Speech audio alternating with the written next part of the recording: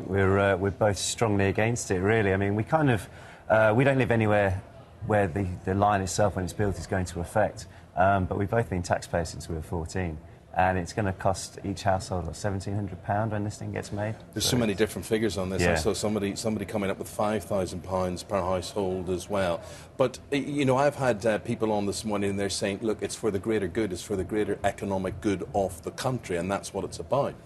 I think that's only the one argument. I mean, the initial project from London to Birmingham is going to be £17 billion. So, like you say, shave just under half an hour off the journey. When there's cuts going on everywhere else, is this really the right time to do this? But why, of all the things you could protest about, why is this getting you hot under the collar? I mean, I could imagine if you came to me and said, look, we've got a nice house, or my dad's got a business or something, and we're going to lose that, I can totally understand that. But, you know, why is this one getting you so bothered? I think, well, actually, I kind of stumbled across it in general. I was doing the Three Peaks Challenge earlier last year for Great Ormond Street, and in doing that I was preparing and did a lot of walking. And I walked through this little village in South Staffordshire, and in the middle of the countryside, and I just saw no HS2 all over. I didn't really know what it was about, so I went home and did some research and put on Twitter, you know, what's HS2, what's all this about? And it's got this huge, just wave of people. So you're giving these people a voice and a face and a presence, I suppose, that many of them aren't getting. Kind of, yeah. I mean, the main thing what we're about is that we're not against high-speed rail at all. I mean, high-speed rail would be great in a perfect environment, but I mean, Ed Miliband there talking about how he wouldn't have money to spend. He definitely won't if this thing goes ahead. £32 billion. I mean, they're cutting, every government is cutting back in the public sector all over.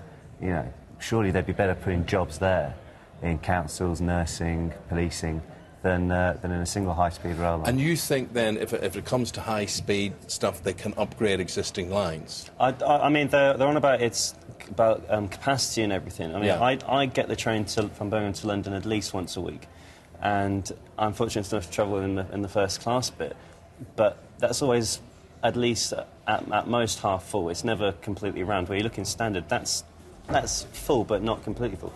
So why not get rid of one train in first class and put one or two on the back of standard class? So what you're really saying is, if they made the service better as it is, if they upgraded what they're doing, if they put more trains on the line and made all those more efficient, you think that's a better use of the money? Yes, and also because, like, the commuter belt in general, like, I'm sure that a lot of people say they're not happy with the annual commute into the city centres all up and down the country. So I think that would benefit more people, more taxpayers all over the country who will benefit, as opposed to just these lines. OK, well, that's your view. What have you got against that, Charlotte? Yeah, well, people are really split on this. There are lots of people that support what you're saying, but Mark Savary, for example, says it's brilliant news, it's great for industry. Most countries have a good high-speed train service. Let Britain have a great one. So that's a lot of things that people are saying we should be investing now to make the transport system better. But the thing is, though, that in countries like France, where they've got the Lille to Paris or Seville to Madrid in Spain, that they've actually found that most industry is moving from the outer city to the capital city, and their jobs are going totally the other way. So this is, say, Birmingham to London. Well, jobs will be going from Birmingham to London. It just doesn't. Just this week, actually, in Holland, their equivalent of the high-speed rail, it's been open 2 years, and it's been costing the government, the company, sorry, about over £300,000 a day.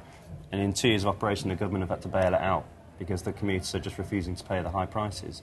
So will that be the... I mean, it's a standard return from Birmingham to London now is at least £100. How much is that going to be in 12 years' time, plus paying for this new system?